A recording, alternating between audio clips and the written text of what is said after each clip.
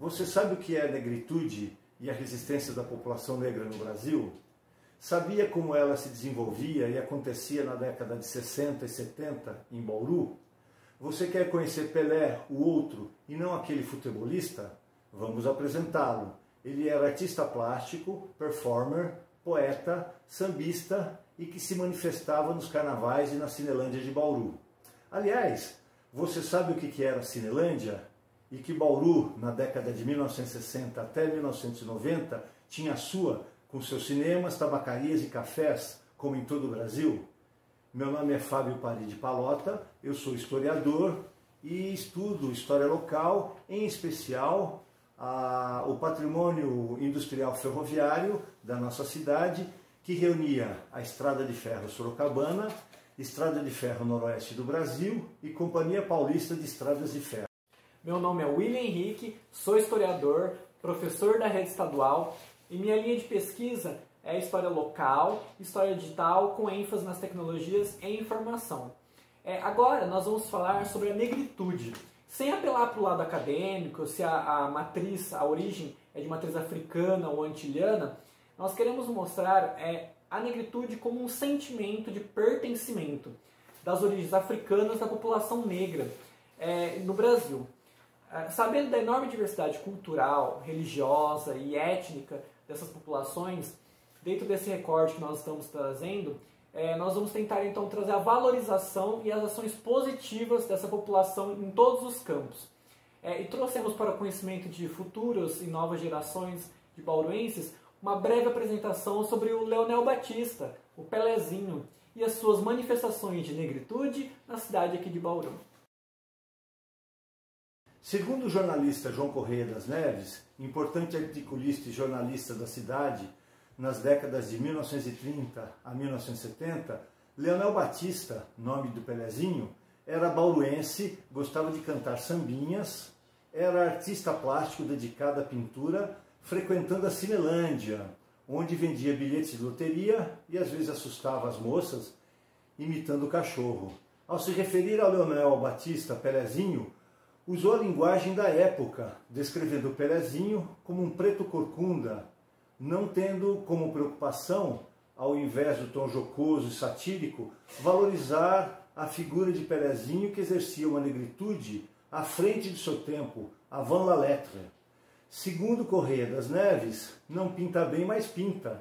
E como veremos em duas obras que chegaram até nós, pintava muito bem no seu estilo naif. Periodicamente, Leonel Batista Pelezinho realizava exposições de seus trabalhos nas calçadas das residências pelo centro histórico da cidade. Como pessoa de prestígio social, Correia das Neves, por ser branco, funcionário da Estrada de Ferro Noroeste, jornalista, não se preocupou, como era comum à época, em descrever esse personagem de forma respeitosa, como merecia ter sido tratado, como uma pessoa. Como vemos, a negritude em Bauru, nas décadas de 1960 e 1970, não era um comportamento aceito pela sociedade brasileira e bauruense. A Cinelândia bauruense era formado pelo Cine Vila Rica, na Gustavo Maciel, e pelo Cine Bauru, construído em um elegante estilo Art Deco, com 1.800 lugares e palco italiano, além do Cine Capri e do Cine São Paulo, todos esses na rua 1º de Agosto. Segundo o autor que nós utilizamos, o Petrônio Domingues, da Universidade Federal de Sergipe, onde ele analisou as ideias de Fernando Henrique Cardoso, sociólogo e ex-presidente da República, tendo sido um dos primeiros a contestar a existência de uma democracia racial no Brasil. Denunciou as arbitrariedades cometidas contra a população negra e que, para sobreviver, o negro deveria se submeter a um mimetismo social, tal qual um camaleão na natureza, onde este obedeceria à etiqueta dos brancos quanto a seu comportamento. Então era necessário que o negro estivesse sempre se ajustando perante a sociedade se ele quisesse ser uma pessoa bem-sucedida. Durante o governo da era de Getúlio Vargas, a situação da população negra não se altera, continuando a se submeter aos ditames do mimetismo social. No regime civil-militar, de 1964 até 1985, a situação também não se altera. Aliás, na verdade, ela até se agudiza, piora, com os militares querendo construir socialmente a imagem de um país moderno, desenvolvido e culturalmente branco, aliado com a cultura branca europeia e norte-americana. Essa posição dos militares foi desmascarada pela arquiteta ítalo-brasileira Lina Bobardi, quando teve sua exposição A Mão do Povo Brasileiro, proibida de ser exibida no MASP, Museu de Arte de São Paulo, em 1969, onde a produção pré-artesanal e artesanal da população brasileira seria exibida como uma produção cultural importante do povo brasileiro. Tá? E nós temos que lembrar também que a Lina Bobardi foi a arquiteta que projetou e construiu o Museu de Arte de São Paulo, junto com seu marido Pietro Maria Bardi. Um exemplo de negritude, de enfrentar os militares e uma negritude positiva, foi de Paulo César Lima, o Paulo César Caju. Futebolista, foi a demonstração de uma negritude positiva, pois imitou a postura dos Black Panthers norte-americanos, depois de uma viagem aos Estados Unidos, onde pelo Botafogo faria uma partida promocional. Abro aspas para a declaração do Paulo César Lima, Paulo César Caju. Fui com o Jairzinho e não acreditei quando nos deparamos com uma manifestação dos Black Panther, partido revolucionário que patrulhava os guetos negros para protegê-los da violência policial. Nessa época, meus ídolos eram Martin Luther King, Cassius Marcellus Clay, a professora de sociologia Angela Davis e, claro, Malcolm X, um dos defensores do nacionalismo, e que estava preso. Me emociono ao lembrar desse momento. Os integrantes do Black Panther Party exigiam a libertação de todos os negros e a ala mais radical sugeria a luta armada. Todos usavam Black Power, coloridos, calças de boca de sino e roupas extravagantes. Precisava comprar aquele barulho de alguma forma. Entrei no primeiro salão que encontrei e mandei tingir o meu cabelo de vermelho. Muitos jogadores a partir daí também deixaram o cabelo crescer, mas pintar, pelo que me lembro, fui um dos únicos. Ou seja, o Paulo César Caju, ele ganhou esse apelido devido ao fato de ter pintado seu cabelo de vermelho e, com a sua atitude, enfrentou os militares e a sua retrógrada visão de cultura brasileira que excluía a população negra, a população pobre, a população mestiça, enfim, o próprio povo brasileiro.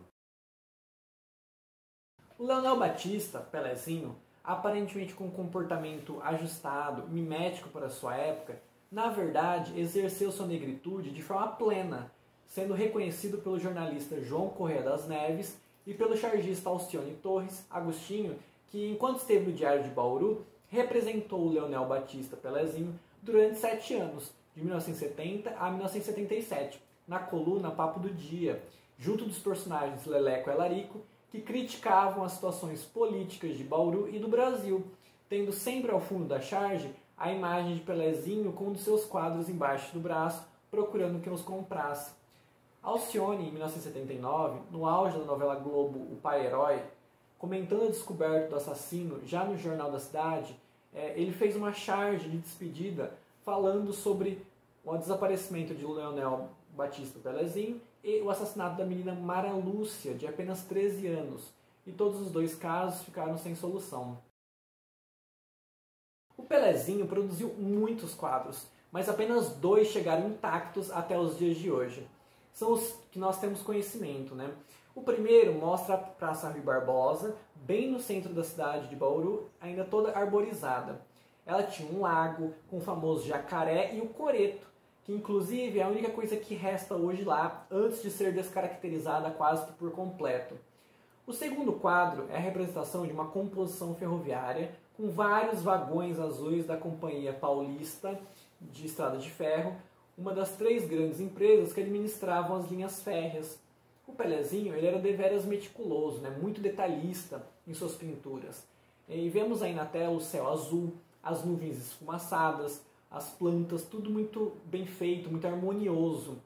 E ele era um grande pintor do estilo naif, que valoriza pintores autodidatas e seus estilos pessoais, né? A cada vez que pintam, eles vão aperfeiçoando os seus estilos.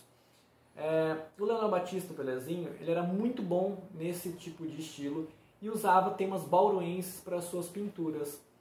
Na revista Realce de agosto de 1968, em seu número 2, o médico anestesista baiano radicado em Bauru, o Olegário Bastos, elogia a arte de Leonel Batista Pelezinho na crônica Pelé, o Outro e o Quadro.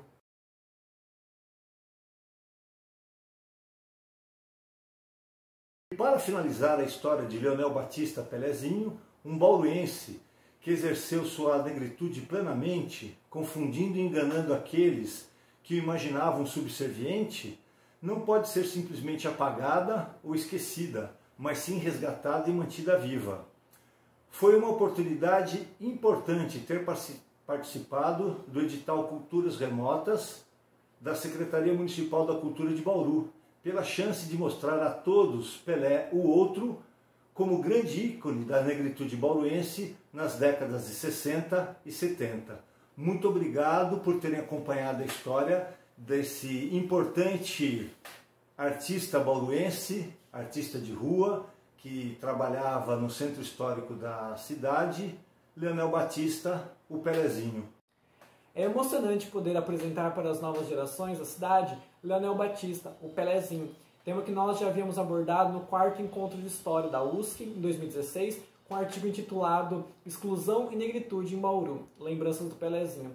Então é muito bacana, eu, professor Fábio, nós estarmos aqui agora em formato de vídeo, poder trazer um pouco da história do Pelezinho, né, que era um rapaz controvertido, mas que ainda assim foi muito positivo a gente poder resgatar esses aspectos da sua negritude antes do seu desaparecimento.